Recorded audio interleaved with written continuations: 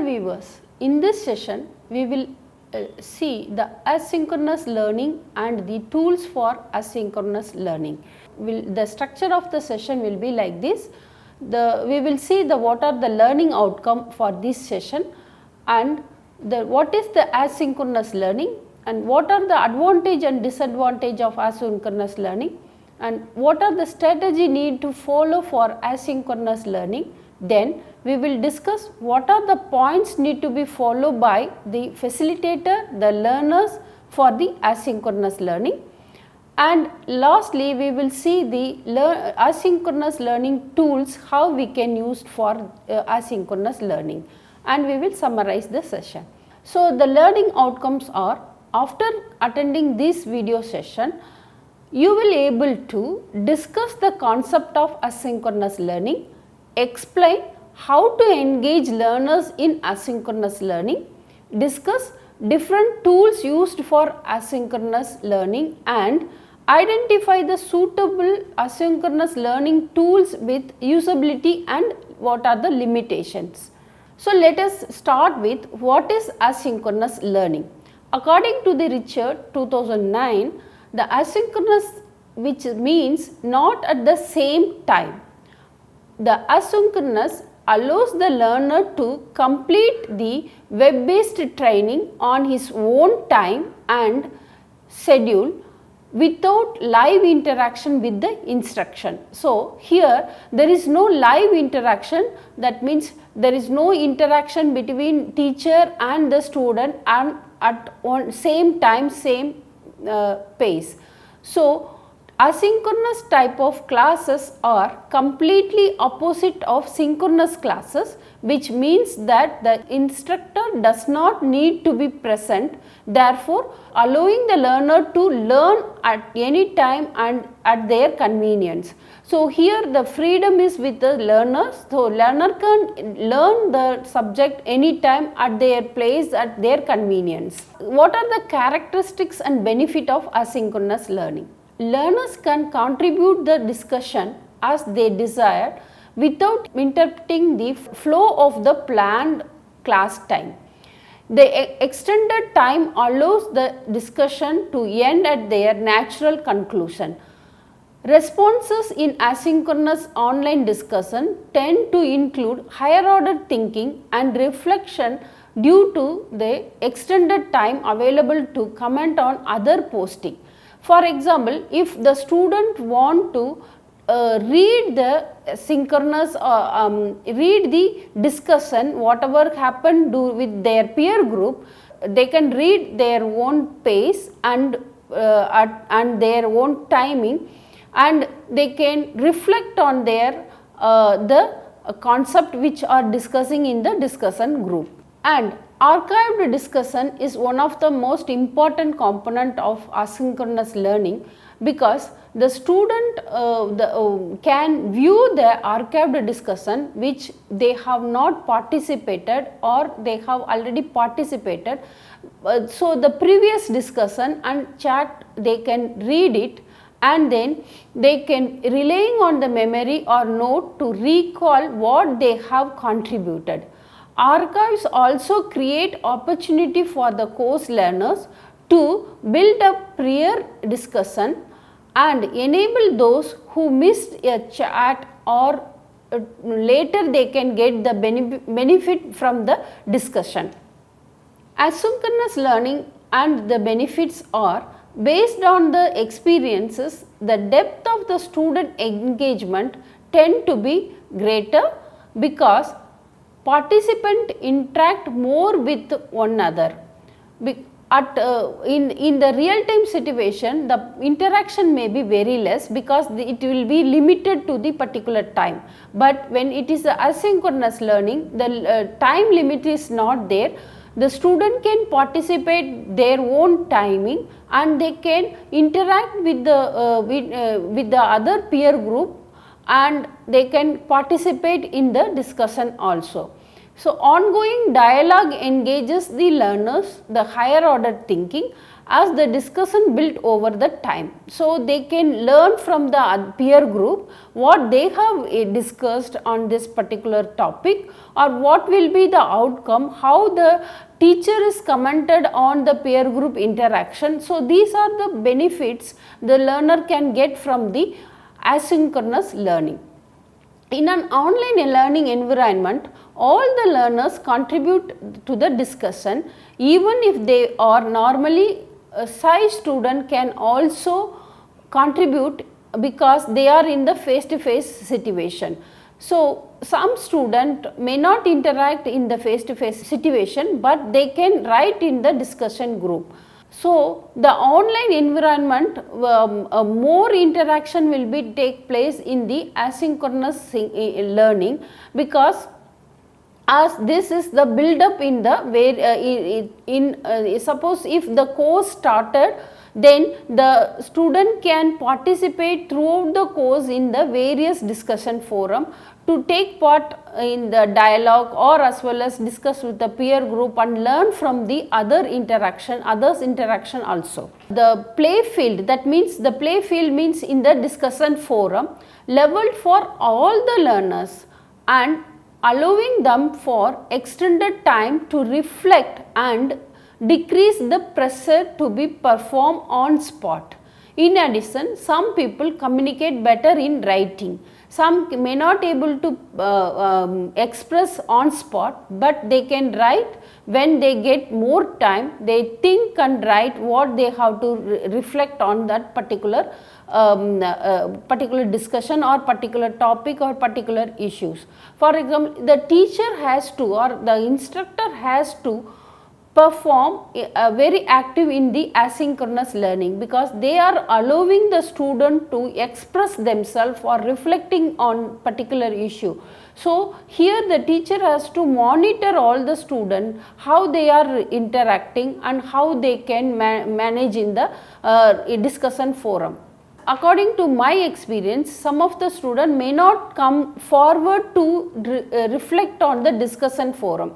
In this case, the instructor can plan for some grade or some mark for discussion in the asynchronous mode, so that all the student will come forward, and in order to get the mark or grade, they will participate in the discussion forum, and later it will be a habit, or they will enjoy in reflecting the issues, or enjoy reflecting their thoughts in the discussion forum. So, what are the challenges and consideration for implementing the asynchronous learning in the online course? Employ strategy to facilitate activities to guide the learning and promote higher order thinking, and having an active presence in the discussion. So, mostly this discussion they used to call in the asynchronous learning, where the student will come forward very actively and present the issues or present the topic in the discussion forum, and maintain the momentum in discussion and provide the frequent feedback by the teacher or by the learner also. So, sometimes in some online courses, the student is forced to give at least 2 feedback to the peer group, that in this way they will learn how to participate in the asynchronous learning or how to participate in the discussion forum. To redirect the topic of conversation back to the course content if discussion get off track. So, this is the way the teacher has to monitor the student. If the student is going off the track in the discussion or beyond the content what they have to discuss in the group, what are the conversation they have to take place in the group, if the student is deviating from that particular topic, the teacher has to take back them and bring back to the track to discuss on the particular topic. So as I said that if you are planning for any asynchronous discussion forum or asynchronous learning environment, then the monitor is very important, because you are giving space to the student to interact themselves and give the reflection on particular topic. So sometimes that if the misconception is happening, then student will deviate from the discussion and they will go off track to the discussion. So here the role of the teacher is very important to monitor the discussion forum or monitoring the asynchronous learning. And this will encourage the learners who stop communicating to and we can bring back them to contribute in that particular topic. So asynchronous learning, what are the advantages for that? So the advantages are, it is flexible, it is convenient to the student and as well as the instructor, time to process information and formulate the responses, and spot the students. Many students cannot write on spot, they have to formulate, they have to think what they have to write in the response to that particular topic or particular issues or particular reflection. So we are giving time to them to reflect on that particular concept, and it is a learner centered, it is indirect learning, because it's all are based on the learner's interaction. So that the teacher is only raising the concept, raising the issue or raising that what they have to do, and the teacher will provide the structured environment. The discussion will be in how many words or how to participate, all the instruction will be given to the student, and all the peer group will interact themselves to get the conclusion or get the reflection. So peer interaction is very much happening in this asynchronous learning, and complete flexibility in the class schedule. Class schedule is very much scheduled, will be there. This particular 1 hour class or otherwise 1.5 hours class on this particular time and this particular date. But whereas in the asynchronous learning, it will be completely flexible. The student can anytime, some student can be able to reflect their thoughts in early morning and some maybe work on in the late evening. So it depends on learners' flexibility when they want to reflect on that particular concept. And facilitated and the self-paced, this is all are the self-paced interaction. So the student have to plan for self planning and self pace and to work on this particular topic. And less social learning environment, because they are not going for the movement or they are not gathering in there, but it is online they are gathering and reflecting on that particular component. And increase the learner's ability to process the information, that is we are moving towards the cognitive participation.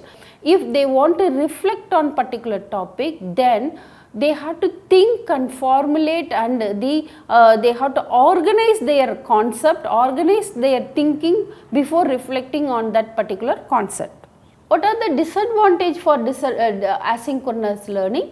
It is a slow feedback, because if I am writing today, since this flexibility is there, the peer group may reflect on tomorrow, or they can reflect on their own pace. Similarly with the faculty also, is the instructor also, they will take their own pace to reflect on this one. So feedback, it's in asynchronous learning, instant feedback is not possible, so feedback will be slow.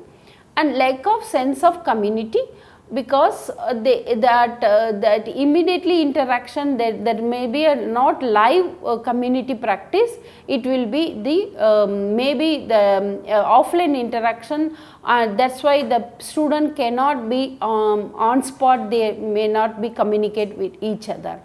and it required lot of self motivation and self organized for asynchronous learning. If they are not motivated themselves, they cannot organize their component to reflect that is there. So for self motivation will be there, even the teacher or facilitator has to motivate them to interact in this synchronous learning. So interaction is limited to written communication. Here some people may be in the oral and they can reflect immediately, but here in the asynchronous learning mostly designed in the written communication only. They have to write and reflect their thinking or responses. There is no much media is involving. This may be one or two media, mostly text based media is used because they have to write it. Nowadays there are some other medias also is used in the discussion forum. They can record their voice and post it. Audio communication also possible. Sometimes some discussion or some asynchronous learning asks the learners to present their thing, so they can record the video and then put it in the discussion forum. These are that it depends on the content of the topic or content of the discussion.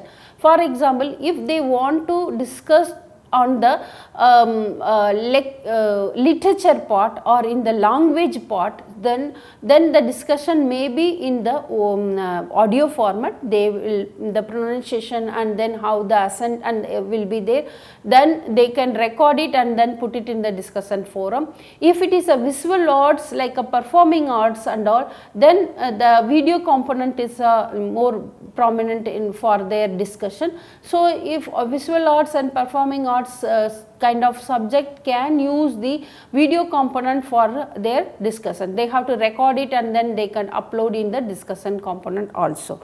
But majority is mainly focusing on the text based medium will be used in the asynchronous learning. And what are the strategy for asynchronous learning is it provides the calendar or timeline.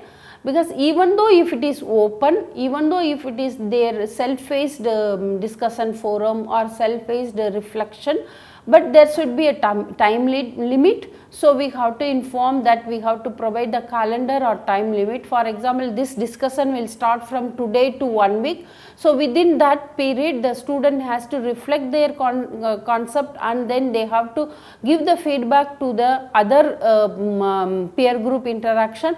So they have to read all the peer discussion and reflect on that. So depends on how the teacher is facilitating, how the teacher is designing the asynchronous learning, then you have to define the timeline also. So learner collaboration for discussion, because this is collaborative learning will be happening in this asynchronous learning. Because that's why we are focusing on the higher order thinking, where they have to think and collaborate with the other learners to produce the reflection or provide the concept whatever they have learned from synchronous or otherwise learned from the text material. And open-ended questions, most of the time that synchronous learning is based on open-ended questions by the facilitator, because on-spot multiple choice or filling the blanks or will lead to the assessment part. Open-ended question will be facilitated to reflect on the particular concept. So teacher or facilitate can raise the component. They have to design for how the student can reflect on this particular question. So based on the reflection, maybe the facilitator can give some scenario. So based on the scenario, student will reflect on that particular scenario and they will build upon that scenario to provide the concrete output on that particular question. And what are the strategy for facilitator? This is indirect learning. So asynchronous learning is mostly we used to call as a indirect learning, because student centric instruction will be there. We have to facilitate the student how they are interacting on that particular discussion forum. And also the facilitator has to track the learner to the participation, because some of the student may not participate in the discussion forum. So this the facilitator's role is to bring the learner on track to participate in the asynchronous learning. And learner, they have to set the goal, because they have to be a self motivation, they have to maintain the self paced and the particular self motivation, so that they can answer the question at any time, but within the time frame, within the timeline. They have to reflect back, and also they have to read the archived discussion to reflect on that, their own reflection, to present their reflection. So synchronous learning, why, when, how we can use the synchronous learning. So when we have to use, reflecting on the complex issue, because we are bringing the student to the higher order thinking according to the Bloom's taxonomy. So higher order thinking will be the maximum, will lead to the deep learning. So we have to plan for reflection on the complex issue. And when synchronous meeting cannot be scheduled because of some work or family and other commitment, then asynchronous learning can be planned for that particular situation. And why we need it? The student have more time to reflect, because the sender does not expect immediate answer. So if there is no immediate response from the learner, then we can plan for the asynchronous learning on take more time to reflect. And how to use it? So when I use the asynchronous means, we can use through email, discussion board and blogs. These are the some of the tools we can use to for the asynchronous learning. For example, students are expected to reflect individually on course topic, may be asked to maintain a blog. If they want to write a reflection, then blog can be created and each student can maintain their reflection on that particular blog. And students are expected to share reflection regarding the course topic and critically assess their peer idea, may be asked to participate in online discussion or online discussion forum. So what are the tools used for discussion asynchronous learning? Maybe a blog board, blogging, email, message boards, online bulletin boards, threaded discussion and web based environment. So these are the some of the component we can tools we can use for the asynchronous learning. And what are the usability and limitation we can discuss here? See, for example, if we are using for the discussion forum, that will be the collaboration and sharing of idea over certain time period. We can use for this discussion forum. The limitation for the discussion forum are maybe take longer time to arrive at the discussion or conclusion. So because each participant will reflect on their own time, so to conclude the topic it will take time to conclude the topic. Weblogs or blogs is dissemination of idea and comments. Using this blog we can disseminate the ideas and comments, but the limitation for the blogs are maybe take longer time to arrive the conclusion. Messaging through email is the distribution of course material on one-to-one or one-to-many basis. We can use email. Email is used to send the messages to the individually or as well as the group to the student for the common information to the all or one. Or otherwise if you want to send some material to the student to read that one, then email also used for that. But it is difficult to get instant reply mails especially from the large classrooms. So suppose if we want the email will be seen by their own time and place where they are sitting. So instant immediate reply cannot be received from the email. If they are online, then immediately they can reply, but replying the email will take time. And streaming audio, the lecture delivery through the playback, and it is a static, does not cater for the interaction. Similarly, streaming video, the lecture can be delivered to the delivered through playback, means they can play their own timing and their own pace. This is also static, we cannot interact with the streaming video also. Narrated slideshows, so this is also student can view at their own timing, play their slideshow at their own timing. This is also static, we cannot interact with the slideshow, or suppose if you are narrated slideshow if you are providing, we cannot use for the interaction purpose. And document libraries is tracking of learning resources. That document, if you are providing some libraries using the online environment, the student can track for their learning resources, but adequate management of shortage of media are highly needed here. Databases, repository and management of learning and teaching learning resources are arranged in their database, but here we have to record a proper management for each and every one. E-books also available for asynchronous learning. This will be used for supplement to for the teaching learning material, and this is also static, we cannot expect the interaction in the e-books also. Survey and polls are used for evaluating the teaching trend and performance, but it required a clear definition and proper coordination to manage the surveys and polls.